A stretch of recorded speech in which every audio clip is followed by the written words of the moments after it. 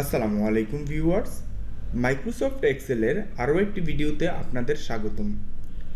আজকের ভিডিওতে আমরা শিখব যে কিভাবে মাইক্রোসফট এক্সেলের বড় বড় ডাটা শিটে অথবা আপনি কোম্পানির যে কোনো হিসাব নিকাশের কাজ যেই কোনো ডাটা এক্সেলে করেন না কেন সেই এক্সেল শিটের ভিতরে কিভাবে ওয়াটারমার্ক অ্যাড করবেন।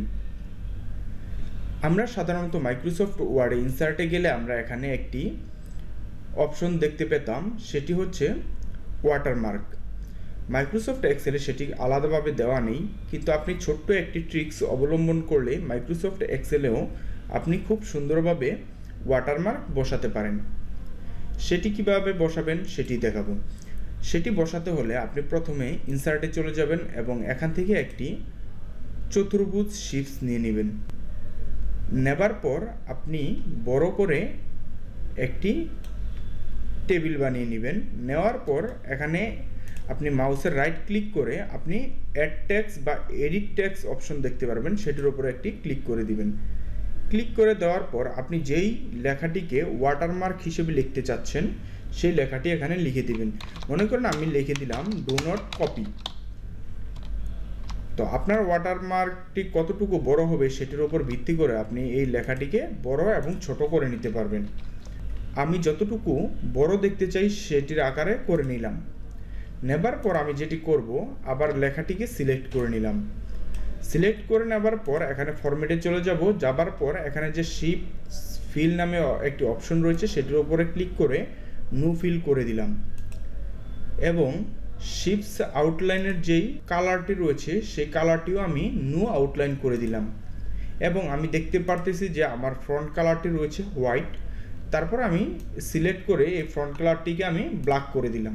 এখন আমি যেটি করব, এখানে টেক্সট ফিলের মধ্যে ক্লিক করে আমি এখানে গ্রেডিয়েন্টস যে অপশনটি দেখতে পাচ্ছি সেটির উপরে মাউসটি রেখে আমি একটু রাইট সাইডে নিচে আসলে দেখতে পারবো মোর গ্রেডিয়েন্টস নামে একটি অপশন রয়েছে। সেটির উপরে ক্লিক করার মাত্রই আমরা একটি ডায়ালগ বক্স দেখতে পারবো, ফরম্যাট টেক্সট ইফেক্টস। সেটির উপরে একটি অপশন রয়েছে ট্রান্সপারেন্সি। সেখানে আপনি যত বাড়িয়ে দিবেন আপনার লেখার ট্রান্সপারেন্সি তত কমবে। তো আপনি এখান থেকে আপনার পছন্দ মতো আপনারা ওয়াটারমার্ক কালারটি চুজ করে নিতে পারেন।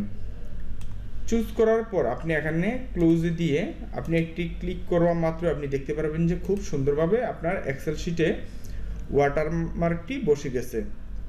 তারপর আপনি যেটি করবেন, ঠিক লেখাটির উপর একটি ক্লিক করে আপনি এখান থেকে রোটেট করে নিতে পারবেন।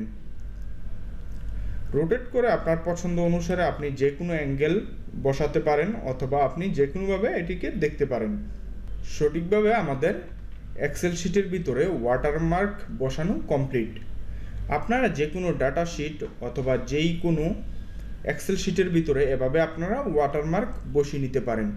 আর হ্যাঁ, আপনারা এত বড় ডাটা শিটটিকে কীভাবে প্রিন্ট করবেন সেটি নিয়ে আমার একটি ভিডিও দেওয়া রয়েছে। আপনারা চাইলে আমাদের প্লে লিস্টের মাধ্যমে গিয়ে দেখে নিতে পারেন অথবা আমার এই ভিডিওর ডিসক্রিপশনে আপনারা ওই ভিডিওর লিঙ্কটি সরাসরি পেয়ে যাবেন যে কিভাবে আপনি একটি এক্সেলের বড় শিটকে খুব সহজে এক পেজের মধ্যে প্রিন্ট করতে পারেন।